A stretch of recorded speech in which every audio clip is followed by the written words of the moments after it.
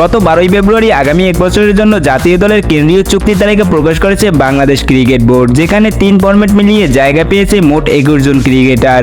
এই 21 জন ক্রিকেটার মোট কত টাকা বেতন পাবে এবং কার কত টাকা বেতন সেই সম্পর্কে আপনারা আজকে জানতে পারবেন এই ভিডিওতে।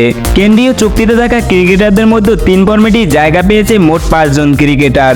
তারা হলেন সাকিব আল হাসান, লিটন দাস, মেহেদী হাসান মিরাজ, নাজমুল হোসেন শান্ত ও শরীফুল ইসলাম। তাদের প্রত্যেকেই 3 ক্যাটাগরিতে বেতন পেলেও সব ক্যাটাগরি থেকে পূর্ণ অর্থ পাবে না তারা।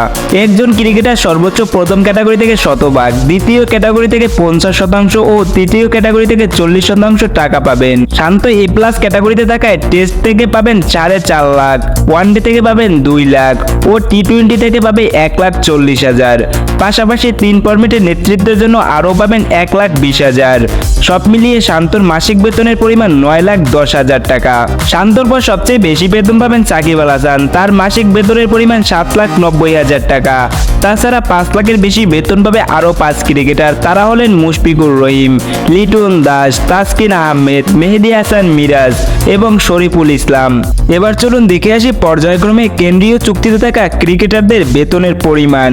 নাজমুল হোসেন শান্ত 9,10,000 টাকা, সাকিব আল হাসান 7,90,000 টাকা, মুশফিকুর রহিম 6,50,000 টাকা, লিটন দাস 6,05,000 টাকা, তাসকিন আহমেদ 5,75,000 টাকা, মেহেদী হাসান মিরাজ 5,50,000, শরীফুল ইসলাম 5,50,000, মুমিনুল ইসলাম 4,50,000, তাইজুল ইসলাম 4,50,000, মাহমুদুল্লাহ রিয়াদ 4 লাখ, মুস্তাফিজুর রহমান 2,87,000, তাওহিদ হৃদয় 2,62,500, হাসান মাহমুদ 2 লাখ, নুরুল হাসান সোহান 1,75,000, মাহমুদুল হাসান জয় 1,75,000, খালেদ আহমেদ 1,25,000, নাইম হাসান 1,25,000, নাসুম আহমেদ 1,25,000, শেখ মেহেদী 1 লাখ এবং তানজিম সাকিব 1 লাখ।